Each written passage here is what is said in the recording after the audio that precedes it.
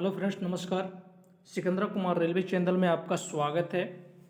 भारतीय इतिहास घटना चक्र की आज का टॉपिक है जैन धर्म। चलिए, पहला क्वेश्चन में है कि जैन धर्म के संस्थापक कौन है। तो जैन धर्म के संस्थापक कौन है? महावीर स्वामी। जैन धर्म क्वेश्चन आंसर करवाने से पहले थोड़ा बहुत इसमें जानकारी ले लीजिए आप, ठीक है। चलिए स्टार्ट करते हैं शुरू से। जैन धर्म, जैन शब्द जो है संस्कृत के जिन शब्द से बना है और ये जिन का अर्थ होता है विजेता। जैन संस्थापकों को तीर्थंकर कहा गया है, जबकि जैन महात्माओं को निग्रंथ कहा गया है। जैन धर्म में कुल 24 तीर्थंकर माने जाते हैं, जिन्होंने समय समय पर जैन धर्म का प्रचार प्रसार किया। नेक्स्ट में देखिए, जैन धर्म के प्रथम तीर्थंकर ऋषभदेव थे। ऋषभदेव का अन्य नाम है ऋषभनाथ, आदिनाथ और वृषभनाथ। ऋषभदेव एवं अरिष्टनेमी का उल्लेख सबसे पहले ऋग्वेद में मिलता है, याद रखिएगा। ऋग्वेद में कितना मंडल है? तो ऋग्वेद में 10 मंडल है, 1028 सूक्त है, 10,462 क्या है? ऋचाएँ हैं। ऋग्वेद के 9 मंडल में देवता सोम का भी उल्लेख किया गया है, ठीक है। चलिए, पार्श्वनाथ जो है जैन धर्म के 23वें तीर्थंकर माने जाते हैं। पार्श्वनाथ का जन्म काशी में हुआ था, जो वाराणसी में पड़ता है। इनका पिता का नाम अश्वसेन है। अश्वसेन जो काशी के राजा थे। पार्श्वनाथ के वाराणसी के निकट आश्रम पद उद्यान में ज्ञान की प्राप्ति हुआ था, याद रखिएगा। आश्रम उद्यान में किनका ज्ञान की प्राप्ति हुआ था? तो पार्श्वनाथ का हुआ था। पार्श्वनाथ का जो चिन्ह माना गया है वो सर्प को माना गया है। इनका जो परिनिर्वाण हुआ था समेत शिखर पर हुआ था। कहाँ हुआ था? समेत शिखर। ये कहाँ पड़ता है? तो ये झारखंड में है और ये जैन धर्म से संबंधित है, याद रखिएगा, ठीक है। पार्श्वनाथ ने अपने अनुयायी को चतुर्थयाम शिक्षा दिए थे। इन्होंने 4 प्रकार की शिक्षा दिए थे। क्या दिए थे? सदा सत्य बोलना, हिंसा न करना, अस्तेय और क्या है? अपरिग्रह। ये 4 प्रकार के शिक्षा दिए थे ये, ठीक है। महावीर स्वामी का जन्म वैशाली के निकट कुंडग्राम या कुंडलपुर में हुआ था। कब हुआ था? तो लगभग 599 ईसा पूर्व में हुआ था। देखिए, इनका जन्म का मत जो है अलग अलग इतिहासकार जो है अलग अलग बताते हैं। कोई बताते हैं 540 ईसा पूर्व में, ठीक है। 540 ईसा पूर्व में एनसीईआरटी बुक में आपको दिया हुआ है, याद रखिएगा। 540 अगर नहीं रहेगा तो 599 मारिएगा, ठीक है। 599 इसीलिए माना गया है क्योंकि ये महात्मा बुद्ध से पहले का माना जाता है, ठीक है। इनका पिता का नाम सिद्धार्थ थे, जो ज्ञात्रिक क्षत्रिय संघ के प्रधान थे। इनकी माता का नाम त्रिशला थी, जो वैशाली के लिच्छवी गणराज के प्रमुख चेटक की ये बहन थी। महावीर स्वामी का बचपन का नाम क्या था? तो बचपन का नाम था वर्धमान। इनकी पत्नी का नाम यशोदा था, जो कुंडनीय गोत्र की कन्या थी। इनका एक पुत्री थी जिनका नाम था अनुजा प्रदर्शना। इनका विवाह हुआ था जमाली के साथ में। और महावीर स्वामी का जो प्रथम अनुयायी हुए जमाली हुए थे।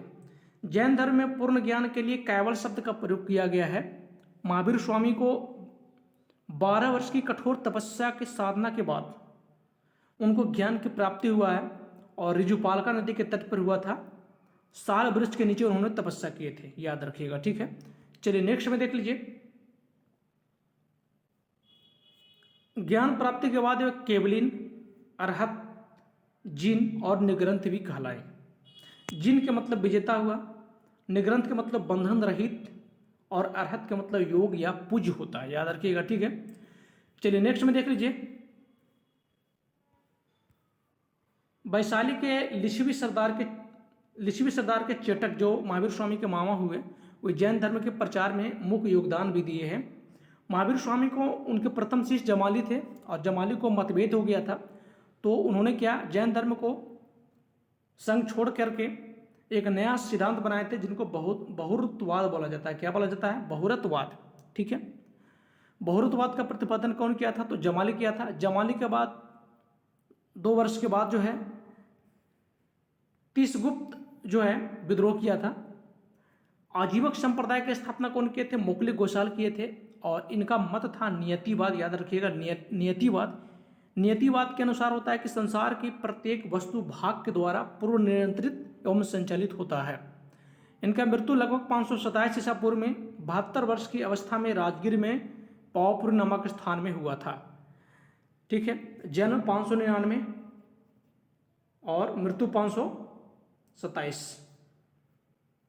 अलग इतिहासकारों का मानना है, जबकि एनसीईआरटी में 540 ईसा पूर्व और मृत्यु 468 ईसा पूर्व। ठीक है, जन्म 540 और मृत्यु 468 ईसा पूर्व, दोनों याद रखिएगा। ठीक है, चलिए नेक्स्ट में देख लीजिए। महावीर स्वामी ने पंच महाव्रत की शिक्षा दिए थे, 5 प्रकार के दिए थे।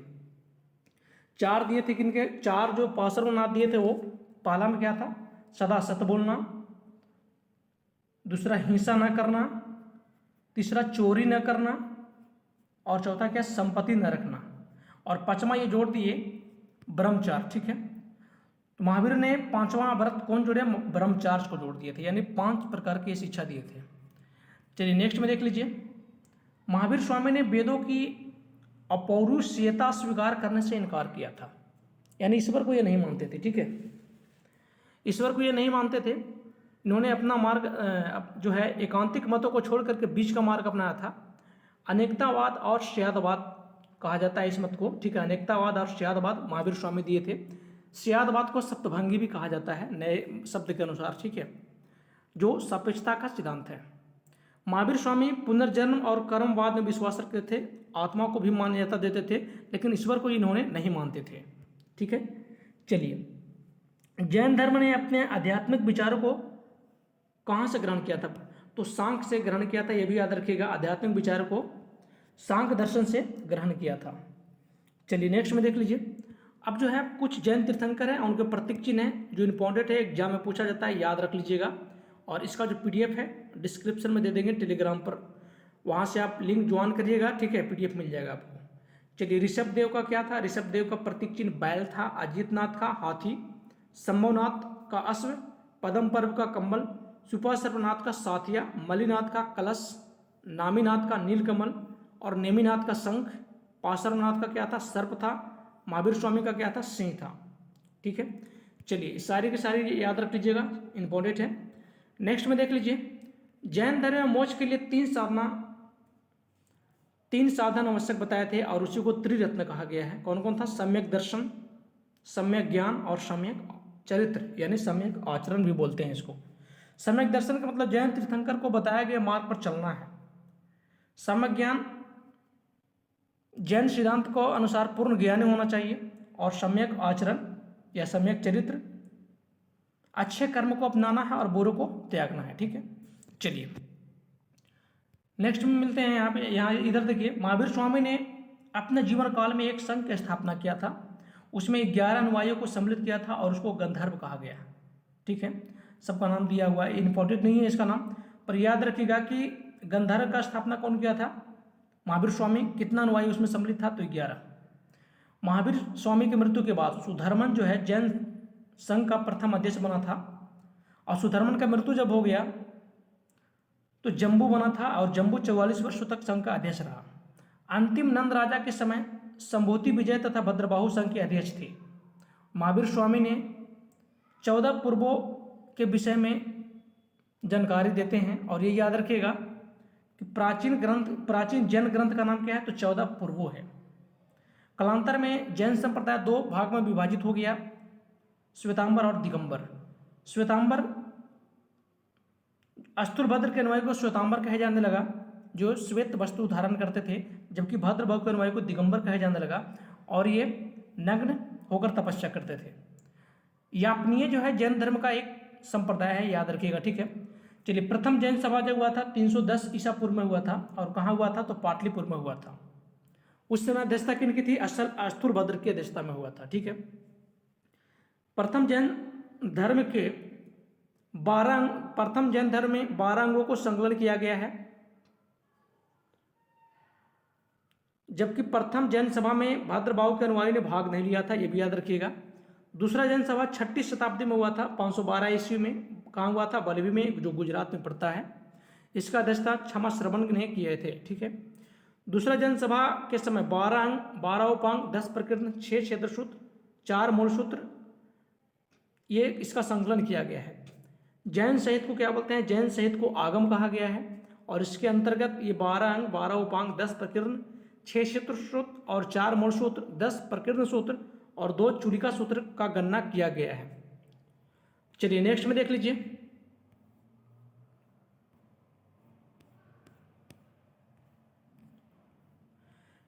जैन ग्रंथ और उनके रचनाकार, ये याद रखिएगा, इंपॉर्टेंट है ये, ठीक है। जैसे कल्पसूत्र की रचना कौन की है, तो कल्पसूत्र की रचना भद्रबाहु, परिष्ट परिवर्तन का हेमचंद्र, स्यादवाद मंजरी का मल्लिसेन, द्रव संग्रह का नेमीचंद्र, न्याय अवतार का सिद्धसेन दिवाकर, तत्वार सूत्र का उमा स्वामी, न्याय दीपिका का धर्मभूषण, श्लोक वर्तिका का विद्यानंद स्वामी, ये सब याद कर लीजिएगा, ठीक है। चलिए जैन साहित्य में अशोक के पौत्र संप्रीति को जैन मत का संरक्षण बताया गया है और वह उज्जैन में शासन करता था, उनका पौत्र, जिसके कारण जैन धर्म का प्रमुख केंद्र उज्जैन बना प्रथम, ठीक है। जबकि जैनियों का दूसरा प्रमुख केंद्र मथुरा को माना गया है, किसको, मथुरा को, और मथुरा में अनेक मंदिर, प्रतिमाएं, अभिलेख आदि प्राप्त हुए हैं। चेदी शासक खारवेल जैन धर्म का महान संरक्षक था। इन्होंने भुवनेश्वर के नजदीक उदयगिरी तथा खंडगिरी को पहाड़ियों को काटकर बौद्ध भिक्षुओं के लिए निवास स्थान गुहा विहार बनवाए थे, याद रखिएगा, ठीक है। राष्ट्रकूट राजाओं के शासनकाल में 9वीं शताब्दी में गुजरात और राजस्थान में जैन धर्म के 11वीं तथा 12वीं शताब्दी में अधिक लोकप्रिय रहा था। खजुराहो के मंदिर हिंदू धर्म और जैन धर्म दोनों से संबंधित है, ये भी याद रखिएगा। माउंट आबू के दिलवाड़ा जैन मंदिर संगमरमर के बने हैं, ठीक है। दिलवाड़ा का जैन मंदिर किसके बने हैं, तो संगमरमर के बने हैं ये। और इनका निर्माण कौन किया था, तो गुजरात के चालुक्य वंश के शासक भीमदेव प्रथम के सामंत विमल शाह ने करवाया था दिलवाड़ा के जैन मंदिर का निर्माण, ठीक है। श्रवणबेलगोला कर्नाटक राज्य में स्थित है। यह कौन बनाया था, तो गंग शासक बनाया था, चामुंड राय, ठीक है, 981 ईस्वी में। और ये जो है 18 फीट ऊंची है। चलिए नेक्स्ट में देख लीजिए। अब श्वेतांबर और दिगंबर के में कुछ अंतर है, वो देख लीजिए। अब यहाँ पे देखिए कुछ और है, ठीक है, इसको बारे में थोड़ा सा देख लीजिए, आप जूम कर देते हैं। गुमतेश्वर का मूर्ति का निर्माण कौन किया था, चामुंड राय ने किया था।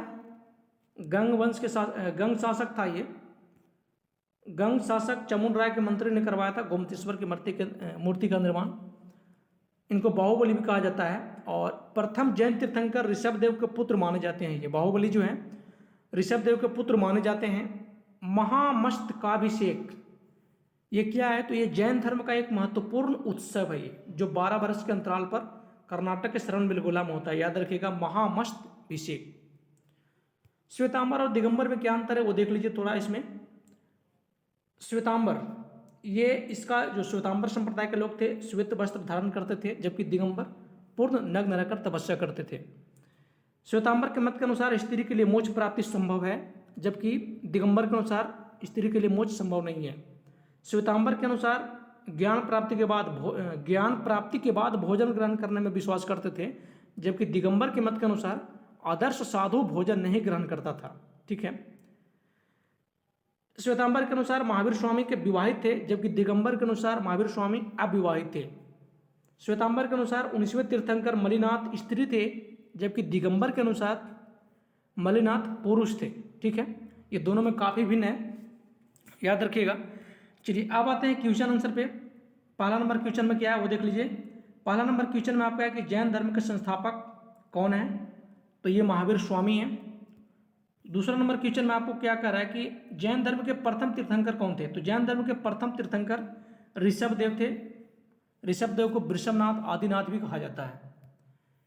तीसरा नंबर क्वेश्चन में कि जैन तीर्थंकर पार्श्वनाथ निम्नलिखित में मुख्यतः किससे संबंधित है, तो पार्श्वनाथ का जो जन्म हुआ था कहाँ हुआ था, वाराणसी में हुआ था, यानी काशी में हुआ था जो वाराणसी में है। चलिए चौथा नंबर में क्या है, चौथा नंबर में देख लीजिए। चौथा नंबर में क्या कर रहा है, सूची 1 को सूची 2 से मिलाना है, ठीक है। आदिनाथ का प्रतीक चिन्ह वृषभ है। मलिनाथ का क्या है, तो देख लीजिए यहाँ से पार्श्वनाथ का सर्प हो जाएगा, मलिनाथ का जल कलश है और संभवनाथ का अश्व है, ठीक है, याद रख लीजिएगा। चलिए नेक्स्ट में देख लीजिए। 5वां नंबर क्वेश्चन में आपको है कि महावीर स्वामी का जन्म कहाँ हुआ था, तो ये कुंडग्राम में हुआ था। 6ठा नंबर में देख लीजिए। कुंडलपुर जन्म स्थान किनका है? तो कुंडलपुर जन्म स्थान जो है महावीर स्वामी का ही है। 7 नंबर में कह रहा है कि महावीर जैन की मृत्यु निम्नलिखित में किस नगर में हुआ था? तो ये किस नगर में हुआ था? पावापुरी में हुआ था। महावीर जैन की मृत्यु पावापुरी में हुआ था। 8 नंबर क्वेश्चन में देख लीजिए। 8 नंबर में कह रहा है तीर्थंकर शब्द संबंधित है, तो तीर्थंकर जैन से संबंधित है। ऑप्शन नंबर इसका डी हो जाएगा। ठीक है, चलिए 9 नंबर में क्या कर रहा है? 9 नंबर में देख लीजिए। 9 नंबर में आपको कह रहा है जैन तीर्थंकर के क्रम में अंतिम कौन है? तो अंतिम जो है महावीर स्वामी को माना गया है। 24वें नंबर पर जो है महावीर स्वामी को माना गया है। 10वां नंबर क्वेश्चन में देख लीजिए। 10 नंबर में आपको निम्नलिखित में कौन एक जैन तीर्थंकर नहीं था? तो चंद्र प्रभु, नेमी और संभव था, जबकि नाथ मुनि जो है, नाथ मुनि जैन तीर्थंकर नहीं है। चलिए नेक्स्ट में देख लीजिए। 11 नंबर क्वेश्चन में 11 नंबर का रहा है प्रभास गिरी जिनका तीर्थ स्थल है वो क्या है? बौद्ध, शैव, वैष्णव, तो ये जैन हो जाएंगे। प्रभास गिरी क्या है? ये जैन है। चलिए नेक्स्ट में देख लीजिए आप। क्वेश्चन नंबर 12 में आपको क्या कर रहा है? 12 नंबर में कर रहा है जैन धर्म में पूर्ण ज्ञान को क्या कहा गया? तो कैवल्य कहा गया है। पूर्ण ज्ञान को कैवल्य कहा गया है।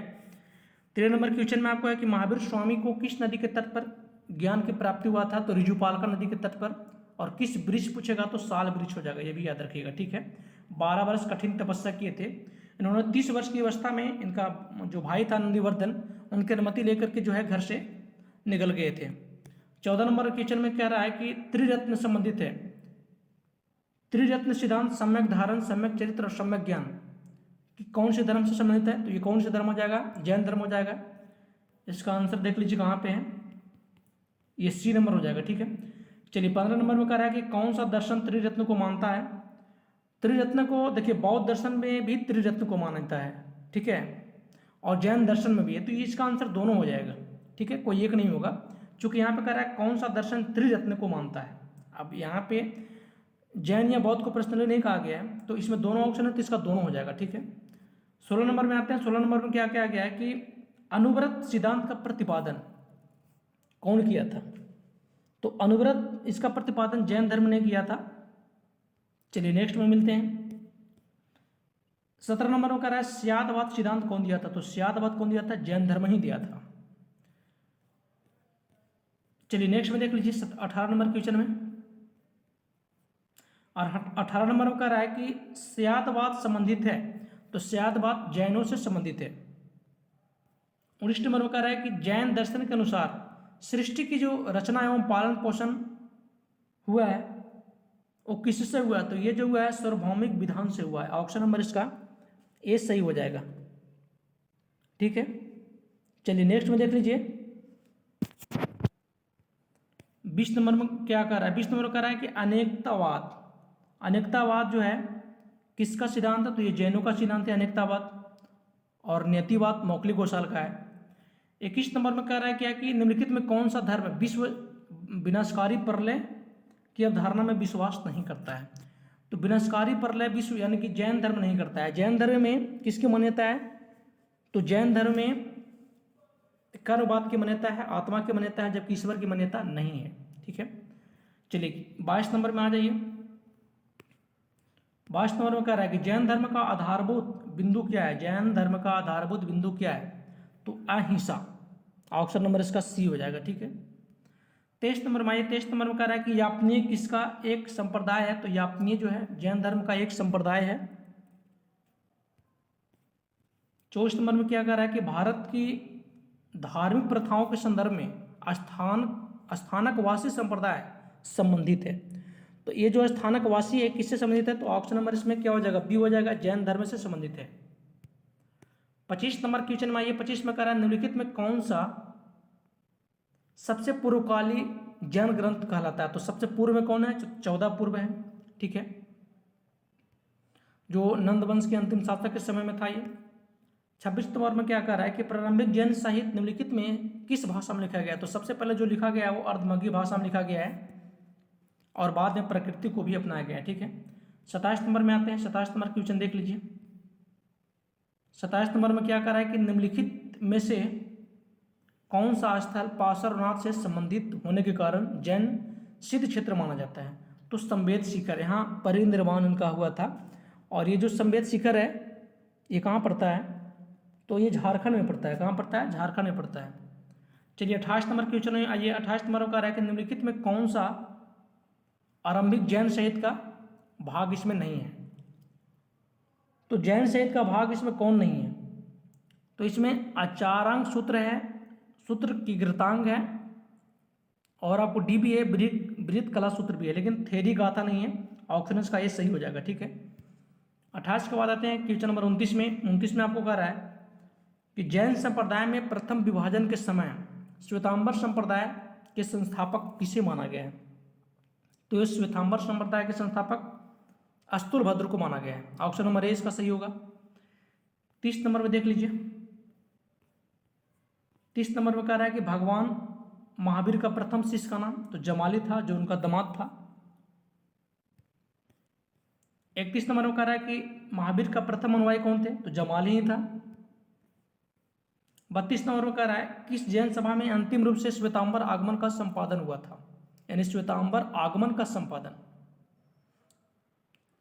किस जैन सभा में? ठीक है। क्वेश्चन नंबर 32 आपको है, इसका आंसर क्या हो जाएगा? तो इसका आंसर जो है पाटलिपुत्र हो जाएगा। ऑप्शन नंबर 20 का हो जाएगा। 33 नंबर में देख लीजिए, इसका ये भी पढ़ लीजिए। चंद्रगुप्त मौर्य के शासनकाल में पाटलिपुत्र में प्रथम जैन सम्मेलन आयोजित किया गया, जिसमें श्वेतांबर आगमन का संपादन किया गया था। चूंकि प्राचीन जैन शास्त्र नष्ट हो गए थे, अतः उन्हें पुनः एकत्रित करने के लिए चतुर्थ शताब्दी ईसा पूर्व में प्रथम जैन महासभा का आयोजन किया था, और उसमें भद्रभाव के अनुयायी भाग ने लिया था, याद रखिएगा। ठीक है। चलिए क्वेश्चन नंबर 33 आते हैं। 33 में कह रहा है कि निम्नलिखित पर विचार करना है। पहला में कहा गया वर्धमान महावीर का माता लिच्छवी के मुख चेटक के पुत्री थी, तो क्या ऐसा ही है? तो देखिए, लिच्छवी के मुख चेटक के पुत्र नहीं, चेटक की बहन थी। महावीर स्वामी की जो माँ थी चेटक की बहन थी, ये गलत हो जाएगा। दूसरा कह रहा है गौतम बुद्ध की माता कोलीय राजवंश की राजकुमार थी, तो ये सही है। उनकी जो माता थी कोलीय राजवंश की कन्या थी। 33 में आपको 2 सही हो जाएगा। 33 नंबर का कहाँ दिया है? ठीक है, इसमें केवल 2 हो जाएगा आपको। बॉल इसका सही आंसर होगा। चलिए आते हैं 3 नंबर भी है इसमें। 3 नंबर भी है, देख लीजिए। 23वें तीर्थंकर पार्श्वनाथ बनारस के थे, ये सही है, क्योंकि काशी में इनका जन्म हुआ था। तो इसमें 2 और 3 सही हो जाएगा। ऑप्शन नंबर सी इसका सही हो जाएगा। 34 नंबर में कह रहा है कि प्राचीन जैन धर्म के संबंध में निम्नलिखित कथनों में से कौन सा एक सही है?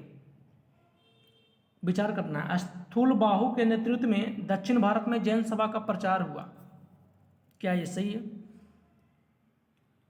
तो ये देखिए गलत है, क्योंकि स्थूलबाहु जो है दक्षिण भारत गए नहीं थे, वो गए थे भद्रबाहु। ठीक है।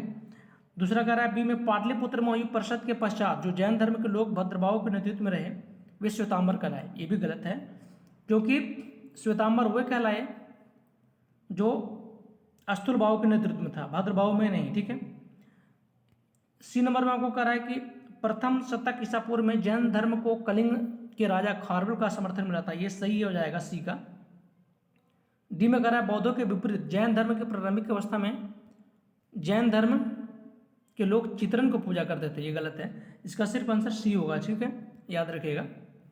चलिए नेक्स्ट में आते हैं क्वेश्चन नंबर 35 में। 35 नंबर में कह रहा है कर्म को, इसमें भी सही गलत को चुन करना है। ठीक है। कर्म को विनिष्ट करने का सुनिश्चित मार्ग क्या है? तपस्याचार्य। क्वेश्चन को समझिएगा। ठीक है। कर्म को विनिष्ट करने का सुनिश्चित मार्ग तपस्या है। ठीक है, ये सही हो जाएगा। दूसरा कह रहा है प्रत्येक वस्तु में चाहे वह सूक्ष्मतम कण हो आत्मा होती है, ये भी सही है। तीसरा कह रहा है कर्म आत्मा का विनाशक है और अवश्य इसका अंत करना ही चाहिए। ये तीनों जो है जैन धर्म में सही कहा गया है। ठीक है। 35 के बाद इसमें देख लीजिए, इसका आंसर इधर होगा। इसमें 1 2 3 तीनों हो जाएगा। ऑप्शन नंबर इसका डी सही होगा। ठीक है।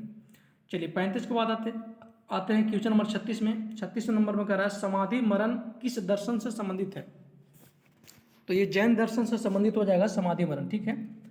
समाधि मरण के मतलब क्या होता है? समाधि मरण के मतलब होता है कि जो व्यक्ति भूखा प्यासा रहते तपस्या करता है और उसी प्रकार वो प्राण को त्याग करता है, ठीक है, तपस्या करके, भूखा प्यासा करके, उसी को समाधि मरण कहा गया है। इसको संलेखना विधि भी कहा गया है, ठीक है। जो चंद्रगुप्त मौर्य का मृत्यु हुआ था संलेखना विधि के द्वारा हुआ था। तपस्या बिना खाए पिए किए थे वो, ठीक है, अपना शरीर को त्याग दिए थे। 36 के बाद आते हैं क्वेश्चन नंबर 37 में, जो 37 नंबर में कह रहा है निम्नलिखित पर विचार करना है। विचार कीजिए। दक्षिण भारत के इक्ष्वाकु शासक बौद्ध मत के विरोधात्मक थे, क्या ये सही है? तो दक्षिण भारत के इक्ष्वाकु शासक बौद्ध मत के विरोधात्मक नहीं थे, ये गलत है, उनको समर्थन करते थे।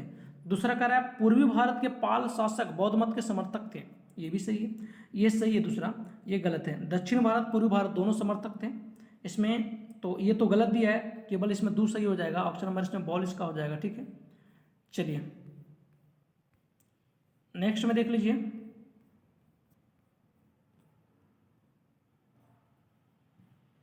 38 नंबर में कह रहा है कि आजीवक संप्रदाय के संस्थापक कौन थे? तो मौखली घोषाल थे, जो नियतिवादी दिए थे। 39 नंबर में कह रहा है निम्नलिखित में किसने प्रतिपादन किया कि भाग्य सब कुछ निर्धारण करता है? तो ये आजीवक नहीं किया था, ठीक है। 39 के बाद आते हैं क्वेश्चन नंबर 40 में। 40 नंबर में कह रहा है कि संप्रदाय जो नियति को अटलता में विश्वास करता है, तो नियति को अटलता में कौन करता था? आजीवक ही करता था, ऑप्शन नंबर 20 का सही हो जाएगा, ठीक है। 40 के बाद आते हैं क्वेश्चन नंबर 41 में, इसमें मिलान करना है, ठीक है। यहां से देखिए शून्यवाद के संस्थापक कौन थे? नागार्जुन। जैन के भद्रबाहु। आजीवक कौन थे? लकुलिश। और गोसाल के पशुपात हो जाएगा, ठीक है। चलिए देख लीजिए यहाँ पे, लकुलिश का पशुपात, नागार्जुन शून्यवाद, भद्रबाहु जैन, गोसाल के आजीवक, ठीक है। हाँ ये सही होगा। चलिए 43 नंबर में कह रहा है कि बराबर की गुफाओं का उपयोग किसने आश्रय गृह के रूप में किया था? तो बराबर की जो गुफा है इसका उपयोग आश्रय गृह के रूप में किया था, ये किसके द्वारा ये किया गया है? तो ये आजीविकों के द्वारा किया गया, याद रखिएगा, ऑप्शन नंबर इसका ये सही हो जाएगा, ठीक है। 42 इसमें देखिए मौर्य युग में पर्वत गुफाओं को काटकर निवास स्थान बनाने की कला को पूर्ण विकास हुआ था इसमें, ठीक है। अशोक तथा उसके पौत्र दशरथ के समय बराबर तथा नागार्जुनी पहाड़ियों को काट दिया था और आजीविकों को रहने के लिए आवास बनाए थे, ठीक है। अशोक के समय बराबर पहाड़ियों की गुफाओं में सुदामा की गुफा तथा कर्ण चौपड़ा नामक गुफा सबसे प्रसिद्ध है, याद रखिएगा। सुदामा की गुफा ये बराबर की पहाड़ी से संबंधित है और कर्ण चौपाड़ भी जो अशोक के समय में बना था ये। 43 नंबर में आते हैं, इसमें कह रहा है कि यूपी में बौद्ध एवं जैनियों दोनों के प्रसिद्ध तीर्थ स्थली का नाम क्या है? तो इसमें हो जाएगा कौशाम्बी, क्या हो जाएगा? कौशाम्बी, ठीक है। चलिए 43 के बाद आते हैं क्वेश्चन नंबर 44 में। 44 नंबर में कह रहा है कि निम्नलिखित में कौन सा एक कथन सही नहीं है? पढ़िए और इसका आंसर दीजिए। श्रवणबेलगोला में स्थित गुमेश्वर की जो प्रतिमा है जैनियों की अंतिम तीर्थंकर को दर्शाती है, क्या ये सही है? तो ये जो है कह रहा है कि इसमें कौन सी एक कथन सही नहीं है, ठीक है। तो श्रवणबेलगोला जो गुमतेश्वर की मूर्ति है जो चमुन शासक बनाया था, ठीक है, इनकी प्रतिमा जैनियों की अंतिम तीर्थंकर को दर्शाती है, ये गलत है, अंतिम तीर्थंकर को नहीं दर्शाती है, ठीक है। यही हो जाएगा क्योंकि ये गलत है, ठीक है। दूसरा कह रहा भारत के सबसे बड़ा बौद्ध मठ अरुणाचल प्रदेश में है, तो ये सही है। खजुराहो के मंदिर चंदेल शासक बना था, ये भी सही है।